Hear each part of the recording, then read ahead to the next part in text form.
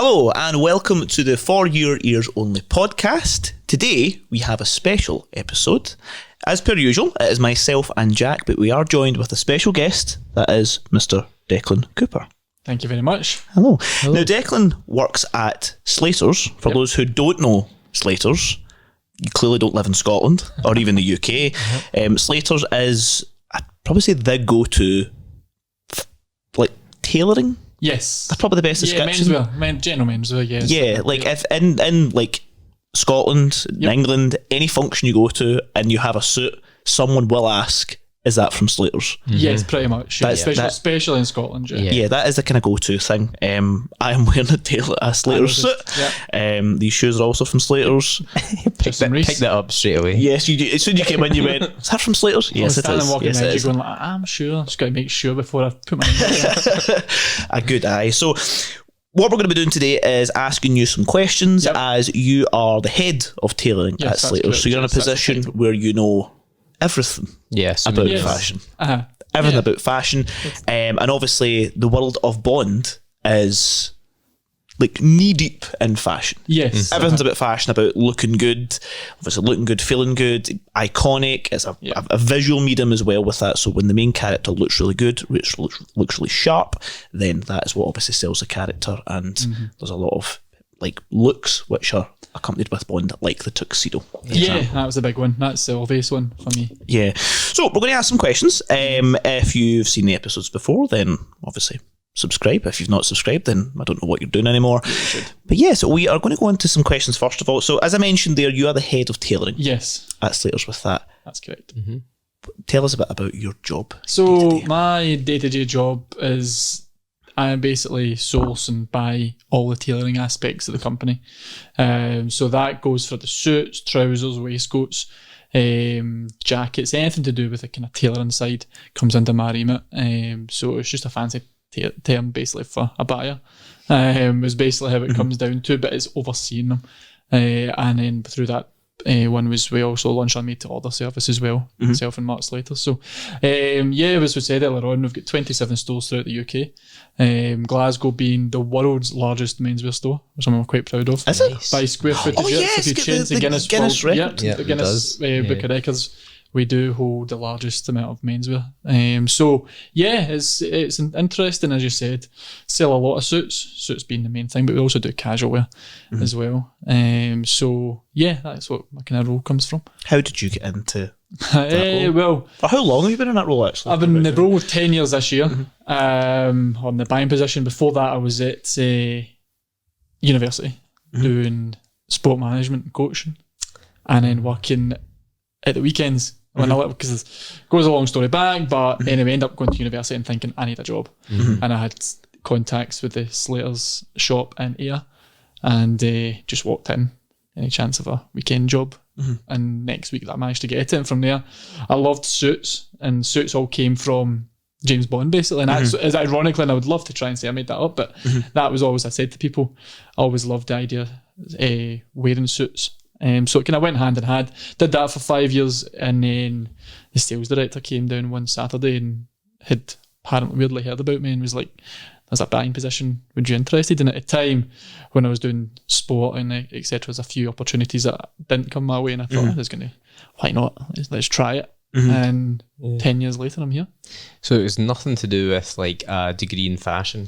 I really wish, or anything like that? It's one of the I feel sometimes it's terrible when you say this, because you're like, a few people have asked me before and I've asked for advice, and I'm like, probably one of the worst guys to ask for advice in that respect, because they come down and we chat away, and it was just a case of I can only take it into just working hard, wearing suits, like on the job training. And then for the last 10 years, I mean, our buying department is a small buying department, and every single one of them, from the big boss to myself, we've all come from the shop floor. And any buyer that you speak to in any industry, the best ones are probably coming from the shop floor where they see a customer, who a customer is. So that's what I've been learning. It's been interesting. It's like a craft. You're learning the kind of interpersonal skills between whoever it is you're dealing with, and obviously you're starting to learn the technical aspects of the job, like the technical aspects you learn all the time. You don't have the background of university or that for it. and you're kind of having to learn quickly. And it's been great. It's a small industry, and everybody knows everybody. It's been great. I've thoroughly enjoyed it because you get to travel a lot as well, which is quite nice. Yeah, so you travel to like factories to see the different fabrics and pick them out. Travelled all over the world for that. We've done India, China, Vietnam. In fact, I'm going to Vietnam in a couple of weeks. Did India a month ago. Going back to China next year or so, I think, for a cloth fair, because they do a big massive cloth fair. But we do factories as well. And that's hilarious when you see something like myself walking through and they're just like, who is this guy? Because I'm like, how is everybody? Trying to be serious, but you're just like, okay, this looks great.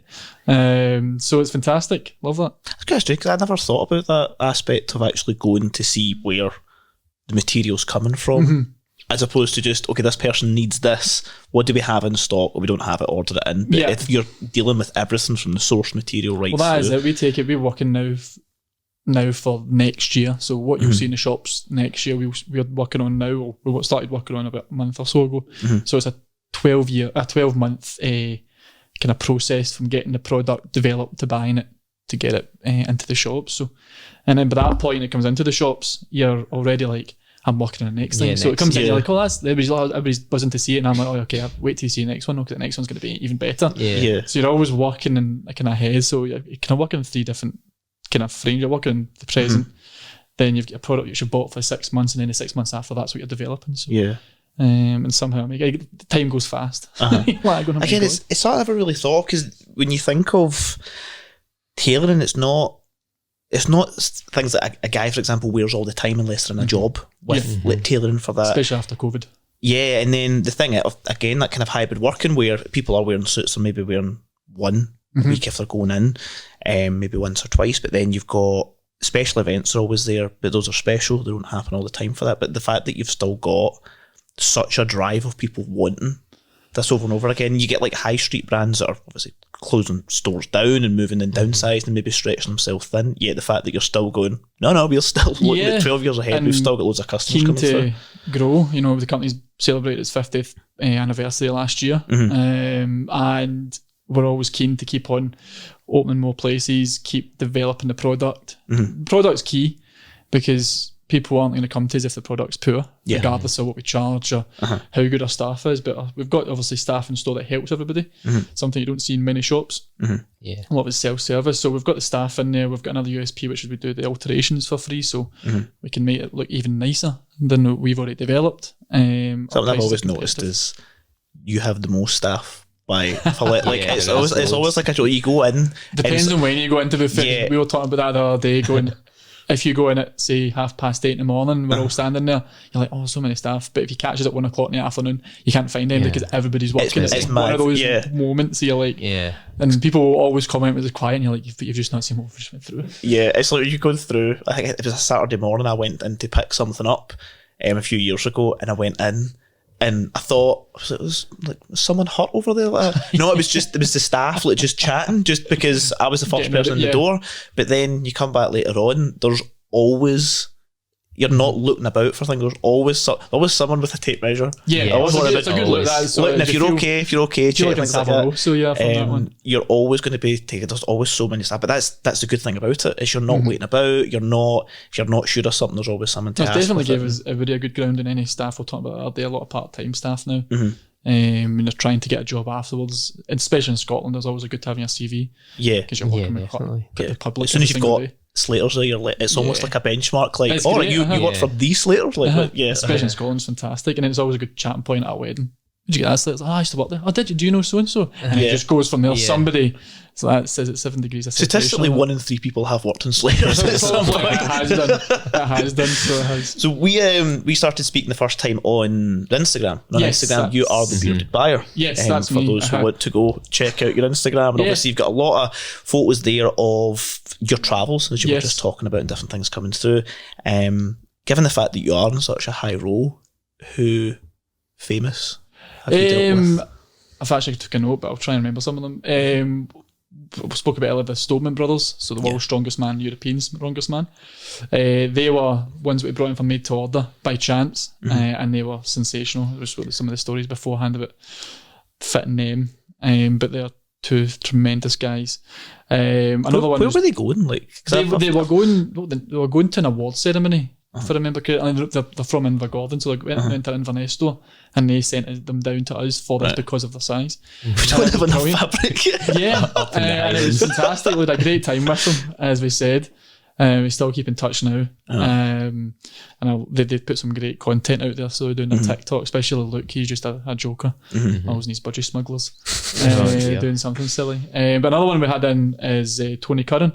And he's new Marion George, I think it's called, in Sky. And he came in, he contacted us ages ago. Well, in fact, we met him actually. We were out for a night out and we met him, and he came in. He was with Martin Compson and that, and we were kind of chatting to him, and all of a sudden, the salespeople, you're like, do you want to come in? And Tony did. He had an event coming up in LA. So he was, sits on myself, Mark, and Tony were sitting in the shop, and turns out he's a big James Bond fan too. So immediately Mark's like, here we go, Declan's going to be on him. So I'm like, what's the stories like?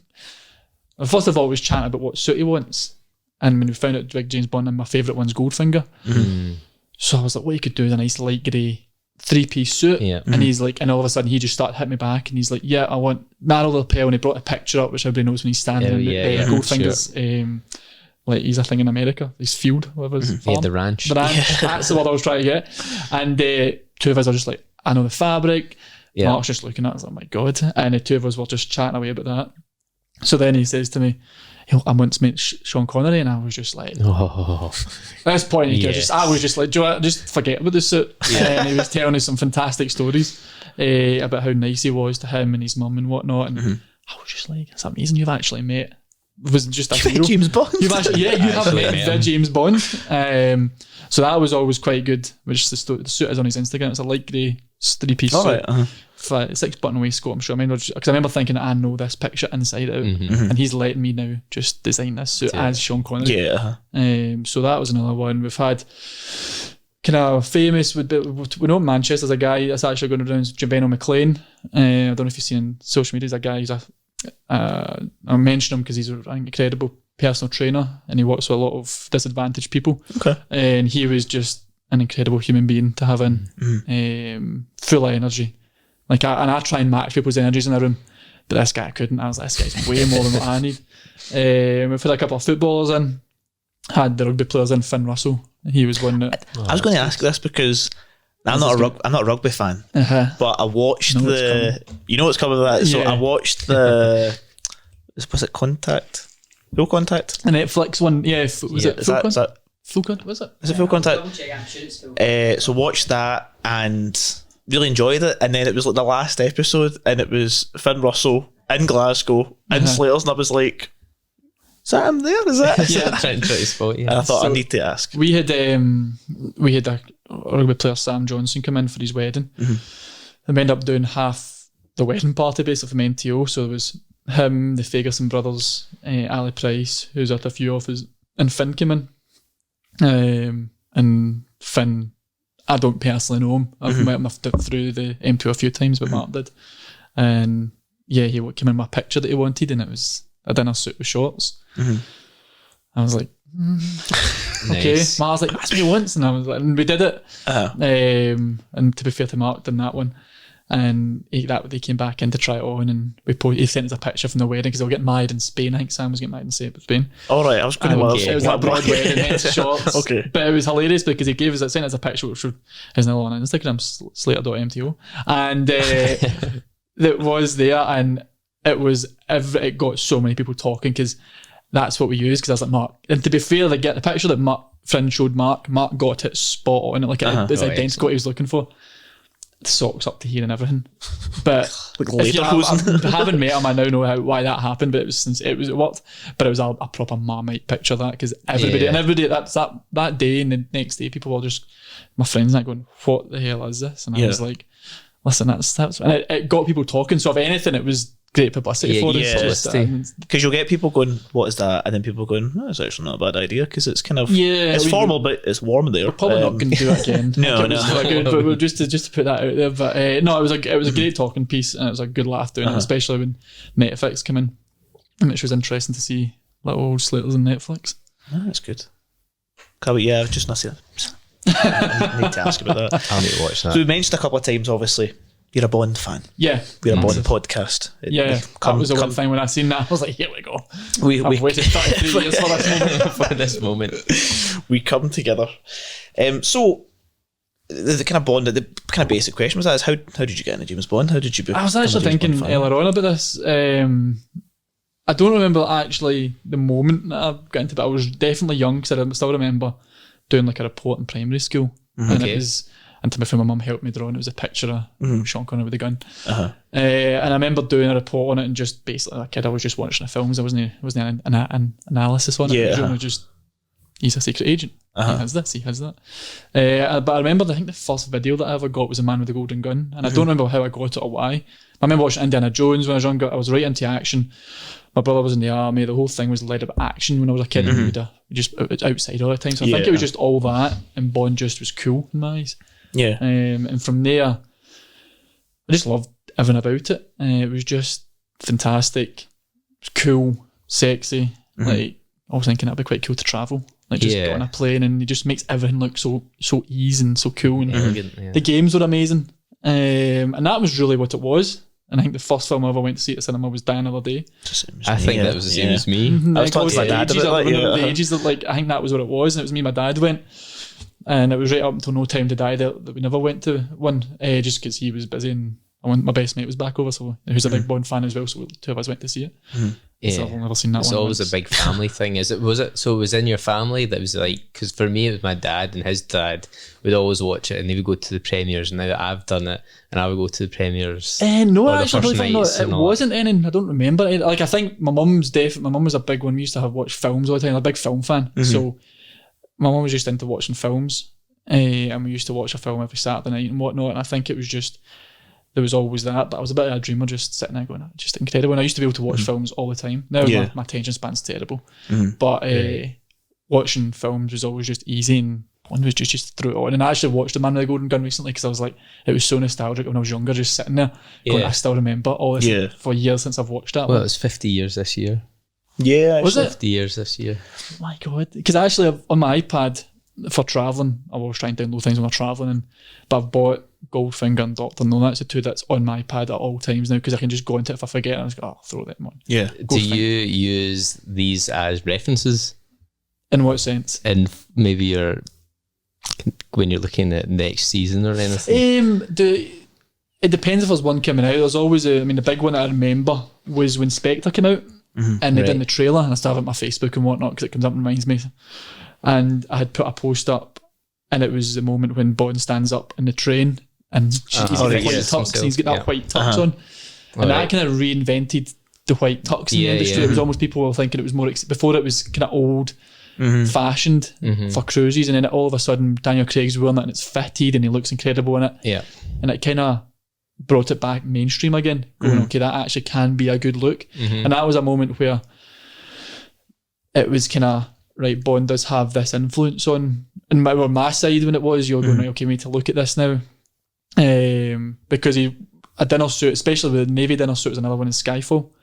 I recently wore. That's the one with the continuous lapel. Yeah, so it's a shawl lapel, a black shawl lapel. Actually, we had a night away in Glen Eagles last year for the Slater's birthday, and I purposely got one made it look very similar. Like my mate, who's a supplier of ours, he's also a massive Bond fan, and I think 6 months before that, Skyfall was on, and he sent me a picture when Daniel Craig's like in silver, and like he's got to do the shooting. Oh yes, and it was Severin, and the moment he's just standing there, and he sent me a picture, you need to buy that, and I was like, why don't you sample it and I'll see if I like that. And it came, and I was like, and I remember looking in the Eagles mirror, just usually like, I look incredible here, like I feel like Bond. And that was a moment I remember that when I got my very first suit, which was from Slaters actually, and I was still, it's one of these things that you remember you're getting your first suit, but it was a black shadow stripe 2-piece suit, lime green shirt, lime green tie, lime green cufflinks, so had absolutely no relevance to Bond at all. But I remember it was, my dad was taking the family to the races. I remember just walking down the stairs thinking, in my head's going to James Bond theme tune as you do, going, sure. I looked nothing like him, absolutely nothing, but it just had that feeling of you're putting a shirt and tie on, doing all the wee references. cufflinks and sort the tie. I remember just doing that as a kid, like this, as if, what does that even do? But Pierce Brosnan done it, so I didn't know the time. So I thought I must do something. Yeah. As I've got older, I now understand you're fixing your tie, but when I was younger, I just kept like this. I'm like, what just kept touched it. I think it's going to see me. You mentioned something there that just kind of put me back. I remember my first suit I got, Slaters. It generally was Slaters, and it was for my prom. And my prom was in 2000, and I'm going to say maybe 10 or 11. Now, this was a couple of years after going to my solace. And I remember going into Slaters, and my reference for the person, this wasn't a made-to-order suit, I was just looking for something off the rack, and I was 15 years old. My reference was the Grey from the Aston Martin in Quantum of Solace, and I had a picture of this Aston Martin, and I think the guy in the nicest possible terms was telling me that's not possible because that's a gloss finish paint on a car. And I was like, yeah, but that, and he was like, maybe charcoal, and I'm like, is that what that is? And he's like, yes. And it was a charcoal suit with a sheen to it. To his service, it was a good suit, which I do still actually own. But I remembered that there of going in with this again James Bond reference, impossible colour like that. I want that, and they were like, let's see what we can do. Well, that's been the popularity of recently is the dinner suit for weddings and functions, and obviously the tuxedo, and that is the one that epitomises Bond in my opinion. It's the one as soon as I remember the first time I had a dinner suit when I was at an event in London, and I actually felt I was James Bond. Like, it's that moment. I'm in London. I'm like, right, I was Aston Martin went outside. I'm gonna have vodka martinis. I'm going hell for leather here. Yeah. And then you walk in and you realise it's just yourself, and you're just like, oh, it's a bit of a letdown now. But that was and the tuxedo is the one that I would say is the most that epitomises it more than, because actually I was saying my first suit was a lime green. Like, when you look at the tailoring through Bond and what he wears, his suits are never flamboyant because the whole idea of a secret agent is to blend in. So he's always wearing, recently the brand's been Tom Ford, but it's always navy or charcoal kind of suits, light blue striped shirt or like a window striped shirt or just a plain shirt and a navy tie. It's always but it's how it fits. It's what he's wearing, and you're like, I mean, it got a bit wild with Roger Moore and he was wearing all the safari jackets and all that. Yeah, I was going to bring that up. That is a man with golden guns. Are flares coming back? Believe it or not, you see, look at it, there's a lot of wider trousers, and safari jackets are on the bit, and you see it in the higher end stuff. We've some of the suppliers have got it in Holland, and it's fitted, and it's a lot cooler than what he wears them like. But you are seeing a kind of comeback for it. I'm still far away from wearing that. I'll still stick to my suits just now. But he was the one that kind of made it a bit flamboyant, and I've seen an Majesty Secret Service with the kilt and the ruche. That was something else. Let's not go back to that. Although I recently watched that, because everybody obviously says it's probably the worst one, right?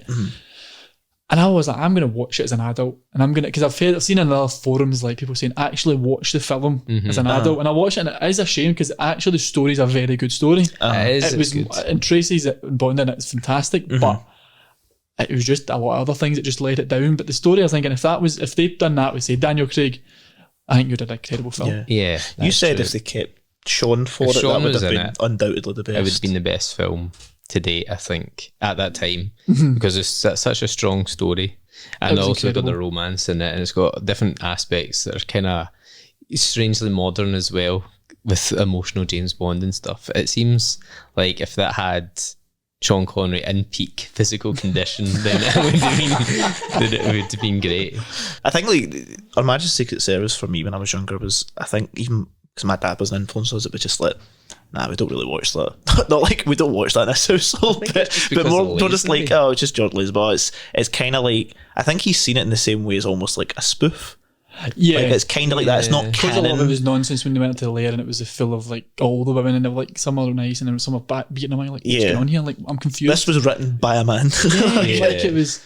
That was what I was going to say. So I'm actually, it's always good because I'll ask a lot of questions in MTO, and there's this one guy came in.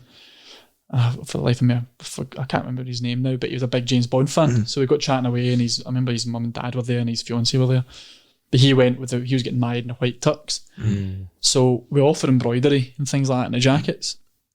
And I was like, what are you thinking? So under the order, Colin could put his date for his wedding. I was like, nice. And he's like, oh, I'm really wanting something different. And I was just at the moment, it's like, I know what I'm going to put in there. I was like, we've got all the time in the world. And I'm not kidding, seeing that came through, and it came through perfect. And he sent me some pictures for his wedding. I was like, that's one I'm proud of, because that was when I was so high. I was like, and he was like, I would never have thought of that. And I was like, I know, but how good is that for your wedding? It's that moment. And I was like, I think it was just halfway watched No Time to Die. It's almost like a weird, like, it's like kind of like inner child thing. Of the suit looks really good, but then it's like James Bond. It's like I'm not going to show it. It's like it looks very handsome, but then other guys are like, what's that there? Oh, it's a James Bond thing. Oh, that's cool. That's what they like. Another thing is obviously the pieces that goes with the suits. You've got like your shirt, tie, etc. But the watches is always a big thing. Like Mark, who I work with, is incredible watches. He can tell you so much, but it's the first thing you look at as well. And then you've got all the watches that go with it. It's obviously Omega's a big one. Yeah, the Omega. And that's always a big talking point to go with it and walking about. I always think you can tell a James Bond fan when they're walking about an Omega. Certain edges, you're like, James Bond fan, this guy's definitely there's somewhere in the lead. Nobody buys an Aston Martin if they're not a James Bond fan. Yeah, everyone's a James Bond fan. That was I got married a couple of years ago, and as a surprise, my sister and my mum had got us an Aston Martin to drive to the wedding, which was funny at the time because I literally was getting married 5 minutes from my house. But I remember getting into going, I was wearing a kilt, to be fair, so I was getting married in that, but I was like, I'm going to enjoy this moment. So after stalling it twice, going, I maybe not need to get one. Where's the ejector seat? That was another thing as well. We did for Slaters, we did an event along with Whiteley Neil Gin, and it was a Bond night at Kong. So they did that's right. I've seen the and that worked really well. We got a lot of content from that, and again, everybody associated suits with Slaters and Bond with suits. Bring it all back. So it's been fantastic in that route. I think you mentioned something there about the white suit from, it was Spectre. Yes, the white tux, yeah. And the fact that people saw that and were like, oh, I want that. For me, a white suit, I am definitely going to spill something on it. White jacket, red, white. Or white jacket.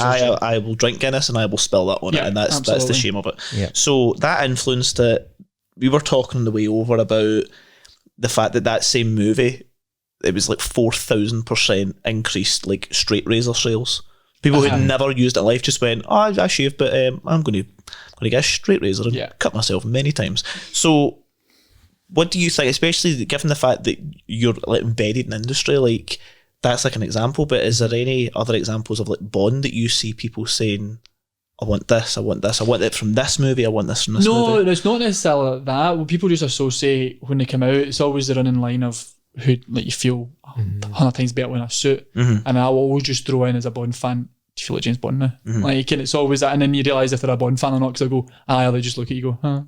Like, I don't really know the reference. So you've now got an age thing you've got to kind of be careful with there. But yeah, not many people will come in, it's always a reference point to when the suit's on, until they wear the tuxedo, and if you need to get them dressed up in a tuxedo, genuinely, it's going to sound ridiculous. I know people watching it will go, what the hell are they talking about? But when you wear a tuxedo, that is the moment, especially as a Bond fan, you go, forget the suit. I feel as if I'm ready to take on the world here. Like, walking in, some guys are going to jump me, and I'm like, oh, I'll beat you up. Easily. I clearly won't look at that, but that's how it feels. So, no, that would be the big reference point at every single dinner suit. People say they feel like James Bond is the one because you're associated with it, you know? That's one thing. Yeah, because we think films definitely influence like trends and stuff. Yeah. We spoke about it, maybe like something like Peaky Blinders. Oh my goodness, yeah. Like 10 years ago. That was insane. How did that everybody wore a massive hat. Never saw so many tweed suits in our life. To this day, we still sell a lot of tweed suits for weddings, and everybody still feels like Tommy Shelby or wants to feel like races, Tommy Shelby. I guess. It's the thing where it's the haircut came in and then everybody's going in for the walking about nice and the hats. It's the suit with leather gloves in July, and then a bonnet. Yeah, but it's like, did you like? Did Slater sell bonnets? Have they ever sold bonnets? We do the whole thing. Did you sell bonnets before Peaky Blinders came out? Not as many, but we did have them. But nowhere anywhere near. We've seen a massive increase in sales for that and the look. With a couple of people coming in, and they wanted the Peaky Blinders look. And I remember the Birmingham store. They really went for it, so they were doing content themselves. Put the theme tune, the 5 guys walk into the shop, all the staff. But they get really behind it because obviously even bigger in Birmingham, that's where they're from, and everybody gets so behind it. To this day, we still sell quite a lot of tweed suits. Not mainly to do with Peaky Blinders, more just because of barn weddings and horse racing. It's huge for it. But at the time, they definitely reinvigorated the tweed suit. It was incredible. But people, as you said, people in July, and you're thinking, and as buyers, we have to look at times of the year bringing product in. So you wouldn't necessarily bring a linen suit in December. No. But that's people now going on holiday. They're going taking winter holidays. They're doing this. They're going to weddings abroad. They want shorts. They want shorts. And then you get tweed suits in July thinking it's like 30 degrees. Well, in Glasgow it's probably once a year you get that nice weather. But it's like so warm, but people are still wearing it. And you're like, I have worn it before and it's heavy. They go through the pain to look good. Well, I've done that as well, yeah. It's like really high heels. This is men's equivalent. It's just like, I need to suffer, but I'll look good in the photos. I remember doing that years ago at a friend's wedding in Jamaica, and I was like, I'm going to go looking incredible. It was a white chinos, light blue shirt, navy blazer. And I was in Jamaica about 30 odd degree heat after, and I remember going, I feel amazing.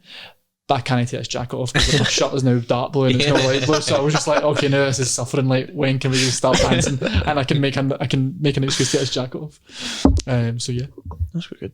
In terms of obviously we've spoken about Peaky Blinders. I think there's you don't get the same thing with James Bond because James Bond is a suit. You look sharp with it. But I think the Peaky Blinders thing, there's a teetering edge where it's like, oh, you look really good, or you just look like you want to be in Peaky Blinders. There's people that can look at you walked into a costume shop. Yes, Halloween.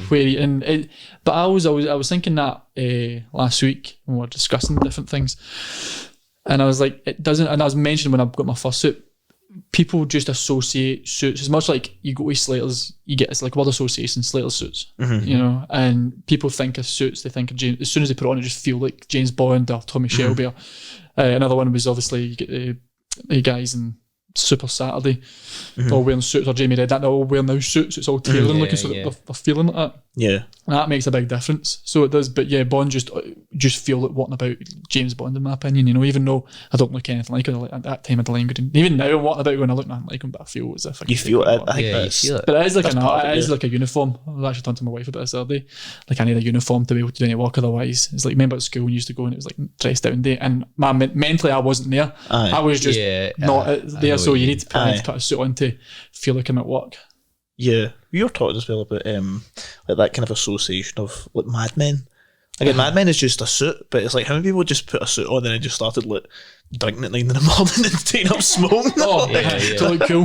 Because like again, it's another thing of like it influenced like whiskey sales. Like people just watched Mad Men and went, well, I'm now going to start drinking. Bond's obviously Macallan. The whiskey's associated with that as well. We've had a couple of bottles in the MTO room. And to be honest, I probably wouldn't know what Macallan was if it wasn't for Bond. Yeah. So I wouldn't like it. And I do quite like a whiskey.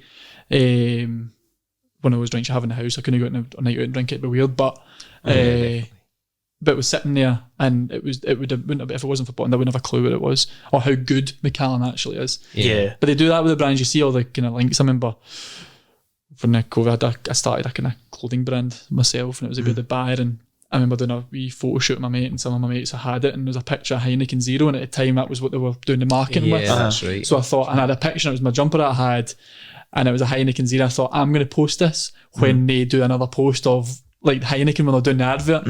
I never got to that stage. I actually moved the brand on for that point. But the idea was there going, I know how much, if I can tag on somehow on the Heineken, I'm going to get on this wave and move forward that. But again, Heineken, it's all about looking cool because the adverts, it's good.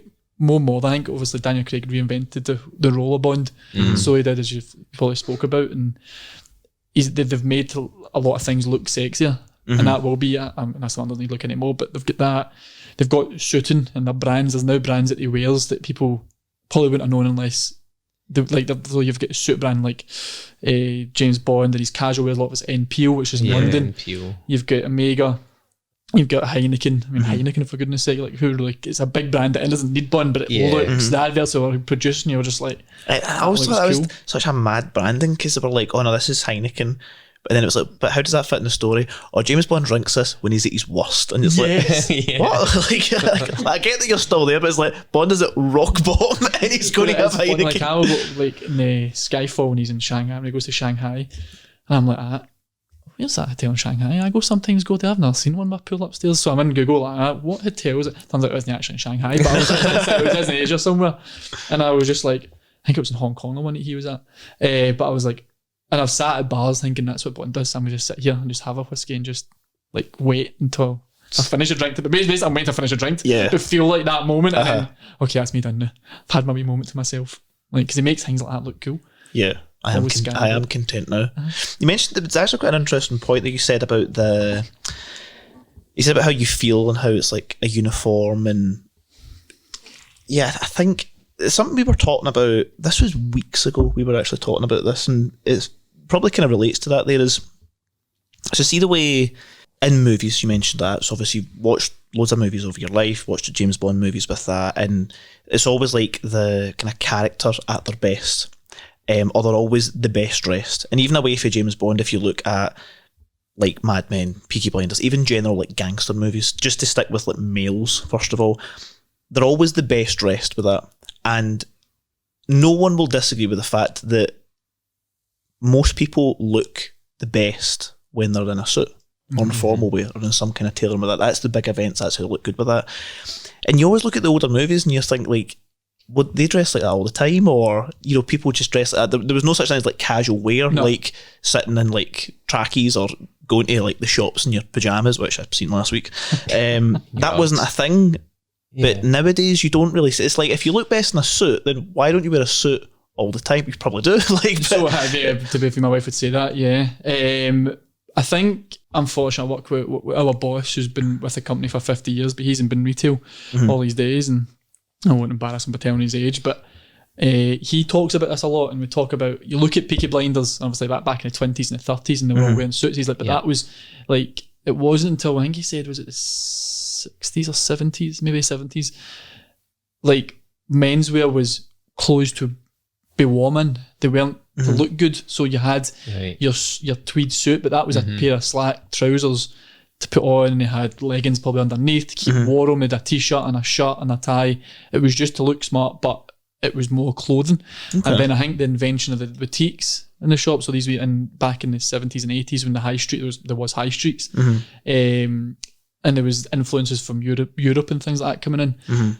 There was more education to males and females, but males, so they could actually now wear clothes to look smart. And then you had nightclubs and you had bars and you had all this, so it kind of developed from there into what we have now. Sadly, the high streets in a bad way, but people now, as you said, they've got joggers to just chill in. Suits are now an occasion wear more than anything, bar the odd time. I mean, always the running joke is it's a wedding or court you're getting a suit for, exactly. So I think that's been the way it's been going on for years, but it's always strange. That one when you put on a suit, I don't care if they say you put a suit on that fits you well, there isn't much, especially in males, it is the best feeling. It makes how it makes you feel is probably the best thing about a suit at the moment, because it's such an occasion wear now, because it's been sort of almost reduced to like a special one night a year or something, or Cheltenham or something like that is the only time you wear it. But I like in like the 40s and 50s when it was like all you did was wear a suit, probably because you only had one suit, so it had to be utilitarian, that you could wear slacks and all that all the time. And then the 60s when you get like the hippies, I guess, and a sort of flash colour comes into people's life, that trends start to change, which is just, I find it so strange that suddenly, but you can have like peak 60s and 70s where you can have like Paul McCartney in a pink suit and stuff, but then now nobody wears a suit like at all unless you're working. Well, that is it, and that are occasions. But talking about, like, mentioning pink, and all of a sudden when you think about that, you look at Daniel Craig, what he wore to No Time to Die, and that pink velvet. The velvet thing. And now velvet we've seen, I think that probably helped velvet sales on our side. But at that point velvet was coming back in anyway. But I know one of our suppliers was telling me, so our MTO side is a different supplier, and they do a lot of Italian mills, etc. And it's some stuff. You talk about feeling good, and when you put on a made-to-order suit, that's when you really know you become a proper snob when you wear one of them. That's a good sales pitch, but genuinely I love them, like the way it fits. But he was telling me that he was working with a brand who got stock of the fabric, and the sales were just, they actually basically sold it before they had got it in the store, because they were a high end brand. I think it was the brand that done it for him.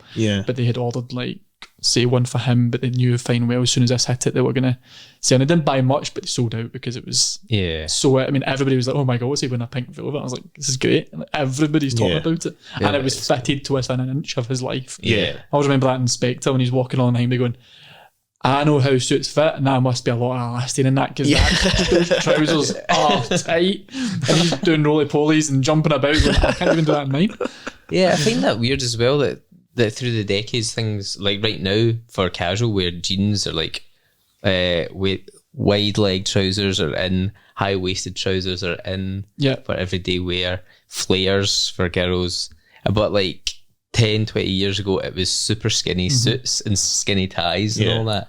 And I just couldn't move in. You couldn't move, and that was like my problem, like a super skinny tie with silver skinny tie and everything. But I don't quite understand how trends come and go. How is that cool then and it's not cool now?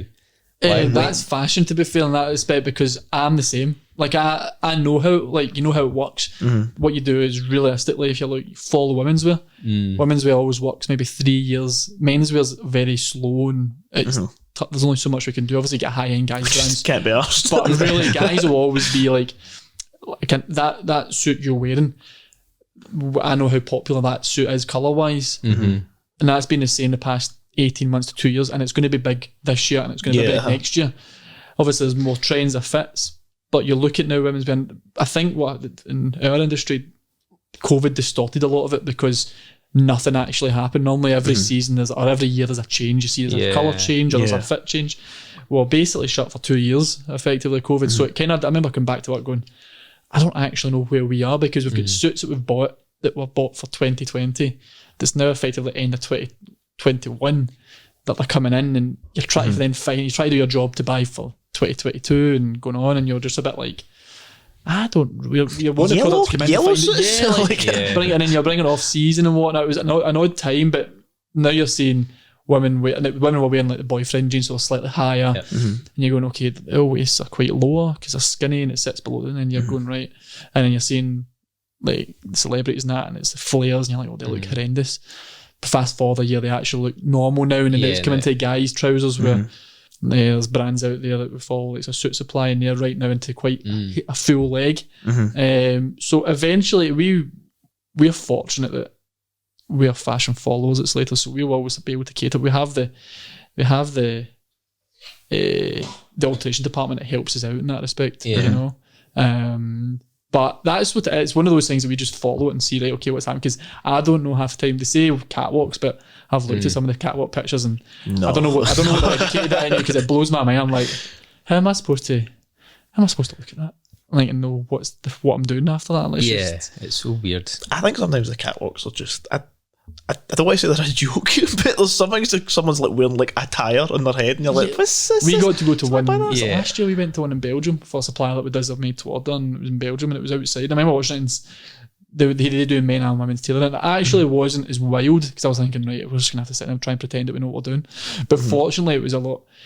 The blocks and that were a bit odd, like the fits of it. I was like, it's a bit weird, but I suppose it has to be a bit zany, these catwalks. But you got a feel for a lot of the colours coming through. I was like, oh, this would take something away here. And sitting front row in the freezing cold. I was like, I think I settled quickly. Because I wouldn't know what to take from a catwalk. Obviously, you're trained to know, but I see when like Balenciaga and they're wearing like high-vis jackets and stuff. I'm like, no, that's not one. Is that coming to the high street? I get Mark slags me at work a lot because I'm not a big fan of that, but I think I'm going to say it because like you said it was just a big marketing play for me. People will buy that, and they must see how far can we take it. That's how I feel about that one. How much will people spend for nonsense? Something like their whole like market share dropped like 70%, like a point, because I think it was like, it got attention, but then people were just like, well, I'm not buying that.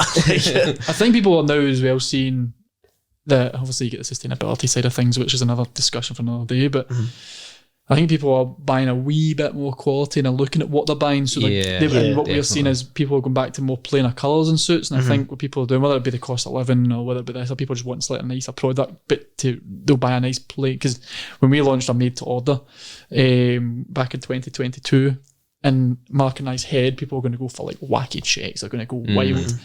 I think the first 10 orders was just a plain 3-piece navy suit, nice and fitted. And I think what people were saying was they're spending a lot of money, £800-900, but they're wanting an investment. So they can wear that a lot. And I think people do look at that one again. As you said, people don't buy suits that often. So what they're looking for, but it depends on the age demographic as well. The younger guy who's probably a bit more disposable income will go something a bit more wild, but or on trend, whereas the older guy will go for a nice, simple suit that fits him well and he can change I think his shirt sustainability is a big thing now, and obviously fast fashion's a bad word. That's all out the door. So really everybody wants something that they can wear again and again, different accessories that makes, and it still looks as good as it was the first time you wore it. Yeah. You can wear it again. It's different shirts and things, and it looks like a new suit. You have a peacock suit, don't you? I have an ASOS suit. But when we were in the band, it was silver. When you showed us this, I went, what is that? And then you put it on, I went, it looks quite good, actually. Yeah, well, it's for like the stage, and it was a silver suit with like peacock feathers all over it. And I got a lot of attention, and I got a lot of photos. I'm sure I got a lot of attention. And peacock. And then like a year later, we've seen a photo of Nile Rodgers wearing Again, it. we're the same thing. So you're ahead of the game. The exact same. Maybe I need to talk to you and say what you're wearing in the next 3 years and see what it is. Maybe not from ASOS. And Andrew Garfield in that film that he he had the wore exact same suit as well. And I was like, I only know ASOS with that, and they're not probably the not best. from ASOS. No. That is one of the things with industry is you end up mentioning people of things you see on TV, and it's like, look what he wore, what drink of this, and it's after an awards ceremony or after something. Yeah. The WhatsApp groups are going mental because you're like, did you see this? He's wearing this. That's the length of this. That's how many buttons is on this. You're just like, it's never ending, so it's not. Yeah, no, that's a bit of a great. defence though, because then like Daniel Craig, when the pink suit, if I wore a pink suit, my dad would slag me. Probably a lot of people would slag me. But then if I'm like, Daniel Craig wore it, it's that same suit, like, you're slagging Daniel Craig. Like any celebrity that's wearing something, you can then try and copy I think it in that's some part way. of the Scottish humour is people are just looking to, if you, because I mean, I look at some of the pictures my mum's got, fortunately not on social media, and I had a terrible dress sense when I was younger. I didn't really have a dress sense. I didn't. That was a weird thing. I've gone to the job that I'm in. If people knew me back then, they go, "What do you do now?" And I'm like, "I buy suits for a living." And I'm like, "Yeah, do you do that?" I've got we had long hair and I had beard when I was younger anyway, and I look back and go, oh my goodness, what do you think? I remember having the tie undone and thinking I was a football manager because they all had their ties, and I was like, what happened? I was a training accountant for a year wearing suits, and I know for a fact that the options that I bought for myself were terrible. And I'm glad there's no pictures of that one, because I probably wouldn't get a job. Probably say, listen, thanks but no thanks in this one, right? You've had your time here.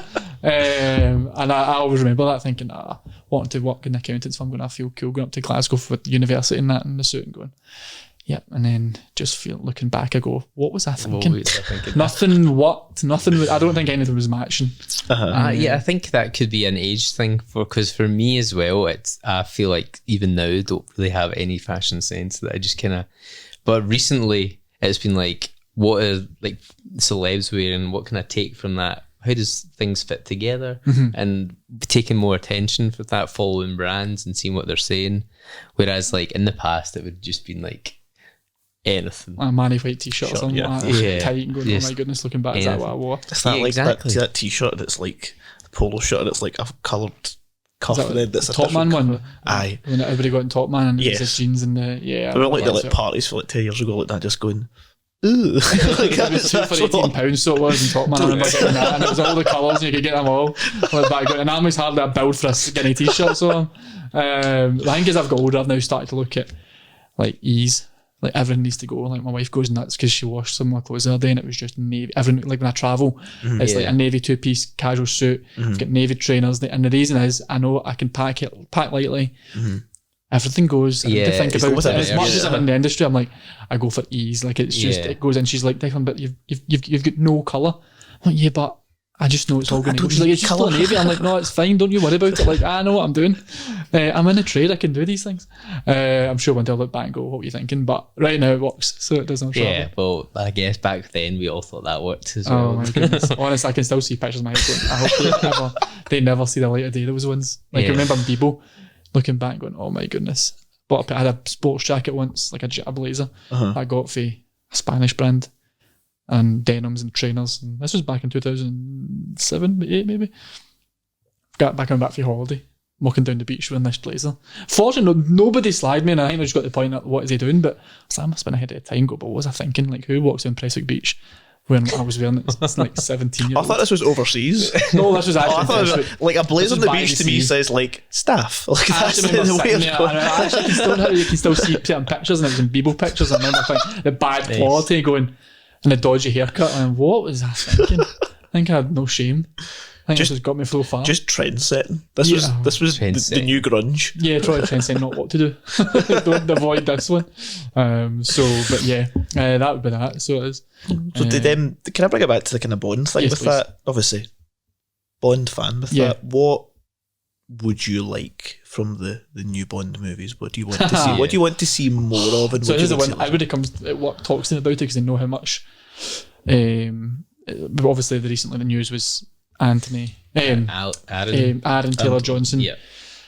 And I don't believe anything until like Barbara Blockett comes out her mouth. Like I will not believe a thing. And I also I'm annoyed with media these days where it's like they want to be the first to say it without official. And I'm like, no, let's have a bit of excitement where they just go, but wake up one morning, I check and I go like, announcement. I want to see that. I want to go back to oh my god. Yeah. And as I said, I've watched every film multiple times throughout my life. No Time to Die was the only one I've watched once. I still don't know if I can bring myself to it because I'm so annoyed with Is the situation. Is it the ending? Yep. You just wait till the next episode comes out. I was sitting, right, me and my best mate went. It's the first one me and my best mate I've seen teacher. We went to the first night at Kilmarnock Cinema and we would go on about it for weeks, and obviously there was rumours that Danny Boyle got left because he didn't want to kill him or wanted to kill him. Was it someone didn't want to kill him? So and I think that's not going to happen. And you listen to the podcast about Barbara Broccoli was saying like basically if somebody's going to screw it up, make sure you screw it up properly. And I'm like, no, she's not going to. Like, that's not going to happen. Like these. So you're watching a film and it was like I thought it was quite a good film. I thought Rami Malek was brilliant, but didn't get used enough. There you go. I said that. Like I don't think he was used anywhere near enough though. I think he should have been used a lot more. Yeah. And I liked the story. I was a bit bold with Madeline stuff, but anyway, that's what it is. And then the kid, and I was like, and I know that way in the final last 15 minutes of the film you're watching, going, this is a good action film by this point. And then I'm like, this is getting a bit close for comfort. Yeah. Normally, and as Bonds, it's unrealistic. But that's why we go to cinema for it. It's stupid. Like I'm a big believer in films. It's not supposed to be real. Yeah, it's supposed to be stupid. You get away for 3 hours of your life because it's tough. I'm watching, going, it's getting closer, and it feels like coming to the end. And get off the roof. I'm not liking it. I had going, and then he's on the phone. I'm like, and I'm looking at my mate, and he's just going. And I'm like, am I going to get teary? Am I going to start crying? I can't be crying next to my best mate. That's not right. That's just weird. Cinema's quite busy. Just going, that's great. And then I'm like, I now know that they are going a lot faster than he's going to go. I'm going, surely. And he starts it. And I'm going, I'm getting goosebumps thinking about it, going, what the hell are they doing? And it really, really wound me up because I was like, because for me, Bond, one of the best things about Bond is obviously the suits, how he looks, like Guild of Report, like the gadgets, Q, the sayings. But the only thing was, and I remember this for that report for primary school, it was the fact that he always saves the day. Yeah. And it was always that, and this is what me and my best mate were talking about at Marshall, we were like, that ruins the illusion of he will save the day and he cannot die. Invincible. And spoiler alert, it's almost like, no, that's no, for whatever whatever they do now, it all goes back to No Time to Die. And that's what, and I'm getting rumpled. I was like, and I remember I was sitting there, and we're going, right, okay, that's happened. It's no ideal. But maybe there's something, and we're going, oh, you're waiting to the end. Maybe there's something after the credits. We got to the point where the lights were coming on the cinema, and the guy's like, gonna go. I'm like, sure, like, you've not left anything. Like, it was kind of like disbelief. I thought it was going to be like the end of the Dark Knight Rises, and Michael Caine was there and Bond's across field, and I was like, oh, there he is. Oh, he's fine. He's fine. I was saying that to, like, my wife always slags us, me and my mate, because we've always done this for years, going to the cinema, and then you do the usual review, and I seen it was funny, and then he's probably done some research, and this is a nugget here, and I was just sitting in the car, the two of us were just like, silent. Like, this is our childhood. This is what we've grown up with, and you, Carrie, have just, what have you done? And that was all. And then we were just like, and immediately you're going, what are you going to do next? And I've said to a lot of people, personally, don't see another Bond film in the next 5 or 6 years because I don't know I don't know if they know how they're going to. We touched on this last week. Well, first of all, the car journey back home after that film was silent from Braehead all the way back to Blantyre. Was silent because nobody knew what to say. Son's crying. And actually, my dad point blank refuses to believe that he actually died and that he saw him die in the film. Like, that's like a conspiracy theorist. No, he was like, I'm sure he got out. I'm sure he got out at the end. I was like, just hang up the phone. There's steps there. I would even prefer that if they just seen a missile and that was it and they cut it there. It was the fact they showed him standing there and I'm like, as a missile. Oh, blind. As you said, that conspiracy, it's the fact that I don't even have that moment of conspiracy. Like, maybe, I wouldn't have minded it. See if they made something really ridiculous like obviously that you only live twice, and did that stupid thing where you come back and whatnot, and it's like, I liked what they done. This doesn't seem, it seems final. It doesn't and I actually felt like saying, and I actually got to the point, I was like, you know what, if we don't make another one, that is what it is now. I will eventually watch it. I think that's where we spoke about this last week. They're sort of crippled with what do we do next. We can't just say, oh, he's survived, because everybody's seen him die. Correct. So what do they actually do? I think they'll probably go back and do... That's why it'll take forever. They'll go back. Well, I think that's one of the reasons, and also there's obviously a lot of chat about who is going to be and what is the sex going to be, what's it going to be this, and you get a bit under that grey area, and you're like, I don't think that's the case. I generally just don't know. They've done so many films now. There's not much new material to work with, so what do they do? And that's what, because I've actually just started for the first time in my life reading Casino Royale. I got 2 Bond books at Christmas, and I've started reading Casino Royale, and I was like, I'm going to start reading the books and see if there's anything in there that they can take. That's how much you get into. You're ridiculous. I thought you were going to say, I'm going to read it, and then I'm going to do it. I have got a great idea here, right? From a massive Bond fan. When how often that happens. So hundreds of them. And I was looking, because I was like, and I always look at who I think could be the next Bond, who I'd like to see, and it's always the ones who are in suits. But the likes of Jamie Dornan for me would be sensational. That would be good. I'll bring it back to a Scottish actor. Like, I always thought James McAvoy would be a good one, but I think that's just because I've got the saltire tinted glasses on that one for such an angry Bond. I just think it would be brilliant. But everybody didn't know, like, Daniel Craig when he was first announced, but if it was that Aaron, I'm sure these guys can do a good job. Aaron would be very good at it. We spoke again every week, but this he would be good. My first choice was always Henry Cavill, but he's attached to he's Superman. He's attached to that, and he's maybe like 10 years too old now. And I think Aaron Taylor Johnson's probably the right age.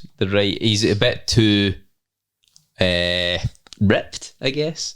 I've seen he just came out with his Calvin Klein ad, and he's wow. I know exactly what you mean. No, there's maybe it's too much for. He's not gonna have those blue budget smugglers that comes out in the water in that scene. How would James? Because like right up till Daniel Craig, there was no need for him to look like physically fit and muscular. He was just a guy who travelled. It wasn't like he was born out in the gym again. He drank a lot. and he had the hairy chest and that. And it was always just the girls were always on it. But Daniel Craig brought... I think I know Daniel Craig's films, though, they made it into a wider audience. My wife still won't watch Bond. She's like, no. But I think if she was to watch the likes of Skyfall, I think independently is a good film. It is, I think MD who's not a Bond fan should watch that film. Yeah, because it's got normal stuff. It's a good... I mean, the whole... I will never... Goldfinger's number one for me. I will never ever deviate from that. I just can't. I think it's the best. It made Bond what Bond is. It had the gadgets, it had the lines, it had everything, the stupid names. And then, but Skyfall's the second, because I think it just sits I agree. That's it's timeless as well. I think you could watch it in 20 years time and go, that's still a good film. Yeah, exactly, because it's not just a James Bond film, it's just a good film. Yeah. I mean, Javier Bardem was just sensational. Yeah, they've not been that good a villain in God knows how long, and that good. Like, you genuinely, obviously, you lost them. So, what's your top 5? Top 5: Goldfinger, Skyfall, Dr. No, because I think those two are just Dr. No kicks it off, right? And some of the lines on it, I mean, I just could rehearse half them. Goldfinger could rehearse most of them. I think after that, I've always toyed with these between the two of them, but GoldenEye maybe because of the era it is, and being a young kid, being at the age of N64, the game was sensational. Like, I watch it back and we still said, my mate was saying when the tank comes to the wall and the music comes on, like, excellent. It's sensational. And obviously, I actually couldn't stop laughing at it. I was just it's actually so ridiculous, not meant to be funny. They pressed that button for the theme tune at the perfect moment. Exactly. And then I'd probably go to, it's a tough one, but probably The Man with the Golden Gun for nostalgic reasons. Just like that was that one, but it would. I think the top 4 is a lot easier. But reading the book, I was saying to Mark the day at work, reading the book, the first Bond, when I was learning to disguise what Bond's like, the first one that came to mind, like I tried to go with an open mind, it was difficult, you've seen everything. But Timothy Dalton was the one Bond, when I read the book, that I visualed him being most like the book. Sure. So it was, I quite like Living Daylights, that was the second video of that. Living Daylights is a good one. It's a good tune as well. But it is, the 80s had some good songs in it. That's what makes it. And also there was a darker one, I remember being quite scared of Vutak. Was that Vutak he was in? License to Kill. License to Kill. I found that as well, just because the shark and things. The guy like whipping the girl with it. Like I remember being a kid going, "Oh, that's a bit much for me. I'm not sure I like that." Like that was a 15 movie. Yeah, and I'm like going, I've watched a lot of nonsense in that age, but I was like, and it was the guy getting blown up and going, "Oh, this is quite brutal. This isn't Bond's meant to be Roger Moore, like stupid one-liners and." Yeah. Roger Moore was jumping over crocodiles 10 years before. He wasn't getting killed, whereas this guy's getting put in this compression chamber. That's right. I watched it recently going, it's still quite brutal, that actually. It is. We've, when we've been watching it and then doing the episodes, my fiance hadn't seen any of them other than Skyfall like a few years. So I said, why don't we watch it in order? So we've been watching it in order. So it's quite interesting to go through the years and see like, they wouldn't do that now. But then there's movies like The Man with the Golden Gun where of all the movies we watched up, she was like, that's actually my favourite so far. I just really liked that. And then got up to like Timothy Dalton, and then we recently just watched like GoldenEye, like Tomorrow Never Dies. I'm like, they're still good, but then it was good for me because when I was a child watching GoldenEye, I didn't have a clue what was going on. I was like, why was he still alive? He was shot in the head. Never understood it. And then when it was explained at the age of 30 that, oh no, he set this up, that he wasn't shot in the head, and I was like, all right, like, but you know, like decades of me understand that. It's a kid that. just waiting for the next action scene. Yeah. So so when you get older, you go, I get the story now. Like I loved Tomorrow Never Dies as well, and I was like, I just loved Elliot Carver. I thought he was a good baddie. Yeah. So I don't know why. It must have been that year of me just growing up going, I loved everything about it. And when I look back and go, and then they go to Vietnam, I'm like, I go to Vietnam. Whereabouts in Vietnam? Go to the set and things like. Because that's when we went to Jamaica for the wedding. I didn't realise I wasn't living that far for GoldenEye, and I was just like, I could have went a date. I actually could have went a date, but I completely forgot that that's what it was. Can you just go there? I think I would have probably, there was probably there probably been bus tours or something like that. But I didn't even, I was at all the day before the wedding, and I was like, I've now got no time, and I've realised they've just launched it. I had the same thing with it when I was in Thailand. We could have went to James Bond Island from Man with the Golden Gun, but never did it. I just think we need to be smarter. We're meant to be obsessed, and there's always any opportunities to. I know. You're just going to start finding like material sources and random James Bond things. I'm going to search factories in the most random areas or Bond locations and factories, see which one's closer. Well, we could all go to Glencoe pretty easy. I'm actually going there soon, so I'm like, well, he was like, we should go to Glencoe for it, and I was like, yeah, we should. And then she was like, somebody's told me Bond was filmed there, and I was like, oh yeah, I forgot about that as well. We will be doing that way. Like, what is wrong with me? What's happening? My mum said that day was like, we were talking about, because my dad was talking about the Glencoe scene with the car. Yeah. Mum was like, I've always wanted to go to Glencoe. I was like, well, go. It's not like the moon. Like you live. Mountains people think is how far away. It's actually like an hour and a half up the road. Yeah, exactly. I've been to Glencoe 4 times in the last year and a half. I was like, you could go right now and you'll be back in time for dinner. Like, just drive up there and then drive back. She's like, no, and I'm like, it's not London. Like, drive there. So yeah, ran over. Yeah, no, we had a big debate about the License to Kill film, and Derek loves it, but I think it's a sort of middle of the table film. Oh no, I License to Kill, Living Daylights I prefer. Living Daylights is a great. I think the music in it, it was just a good film. I think I just enjoyed it when I was younger, going, I shouldn't really enjoy this. This is a bit mature, but I thought a lot of people didn't want to like it because they were like, "Who's this? Who's this new?" It's like kind of who's this new Bond thing? Oh, yeah, you're not the same. You're not my Roger. Yeah. But then I think we the three of us are in the age where Pierce Brosnan is our Bond. Yes, so that's a big one. You have that kind of bias, and trying to shed that is quite hard. Well, I remember that. Talking about remember in World's Not Enough when he's got the X-ray glasses, the blue tinted ones. Yeah, I went to your Moore store. I remember your Moore store years ago, and it was like one of these kind of wee type shots. And I remember saving my pocket money and getting a pair of blue tinted glasses, and I walked about thinking I was James Bond. I must have looked like an absolute imbecile, but I felt like Bond. I remember going, they don't do anything. Just always like, I don't even block out the sun. No, just glasses with blue in them. But I remember going, I felt like that was incredible. But Pierce Brosnan was the one, yeah. But you felt like Bond, and that's all that matters. Oh, I was like, mad. That's all like, that anything to do with any spy, like, it was me. Yeah, like going, he's got blue glasses, he's got his tuxedo on again. Like, where's your dad's bow tie? I don't know. The only problem I have with the 90s is I despise 90s fashion in all accounts. It's very wide. I mean, I look back at suit jackets. So suit jackets, too it's baggy. boxy, and it was a man at the time, and the jacket lengths are like 81 centimetres, which now, to give you terms of that, were 74 centimetres. So you can see how long the jackets were, and you can see it's like 4-button jackets, and you're like, wow, that was... Yeah, but not just in the films, I mean in like everything, daily life. Oh, the 90s were a bad decade. You were born in the 90s. Exactly. I loved the 90s. I mean, as I said, to be fair, my dress sense when I was younger was terrible, so I suited right into the 90s in that the sense. Entire decade. Yeah. Well, apart from the music, some of the music's, I don't know, most of the music's terrible as well. I think when you listen back to the 80s, I wasn't an 80s kid, when you listen back going, kind of wish I was the 80s, because that does sound class. The 80s were much better. In the space of about a minute and a half, you've went, Pierce Brosnan's my James Bond. Anyway, I hate the 90s. Well, Pierce Brosnan was the best thing about the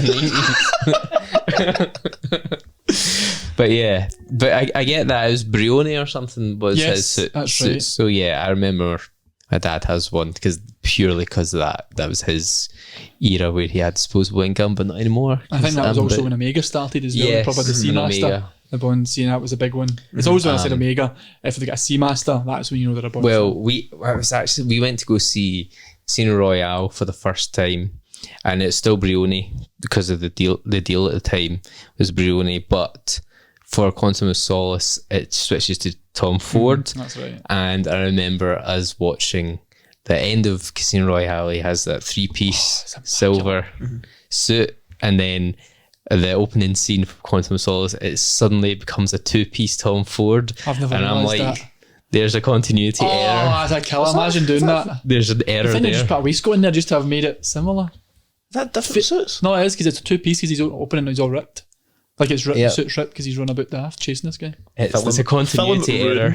So it is? That I've just... it's one of the things I would never notice, and now I'm going to see all the time. You need to watch it. You're going to see all the time and go, I should have noticed that. ITV2 and at 10 o'clock at night, I'm going to notice it. So after a few drinks going, there's that scene again. That actually opens up a good question. Just to wrap up, before we finish up. In Casino Royale, when Vesper says there's dinner jackets and there's dinner jackets, and he goes, it's tailored, and then she goes, I sized you up when we met. Is that possible? to size them up by eye? Genuinely, if you speak to people in the trade, and even the staff at Slaters, when we're describing people, we're like, did you see that guy? He's at about a 42 regular. That's how we describe people. Right. So, yes, it is possible to size. Is it pretty accurate to do? It depends how good you are. It depends who you are. I mean, Vesper's an accountant, so I don't know how she's done. She must know her clothes. But it's definitely possible. We do. It's always a trick that we do. Is it's easier with like certain shapes to do than other ones. But most of all, we can pretty much kind of judge it. You judge everything on yourself. So you judge. You know what size you are. Or at least you should know what size you are. And then for me, you go, this guy's a touch bigger than me, so we'll go for the 42 or from there. And it's always a fun trick. The measuring tapes here for other reasons, so it's fun. It looks good. But you can definitely, and I like that quote, so I do think it's quite a good line. So it is. Because then that comes back to if it's off the peg or is it made to measure? Proper jacket. And that's what I like. There's suits and there's suits. Well, myth busted. I think it can be done. Yes. But just to wrap that up, again, thank you much for joining us. It's fun to be here.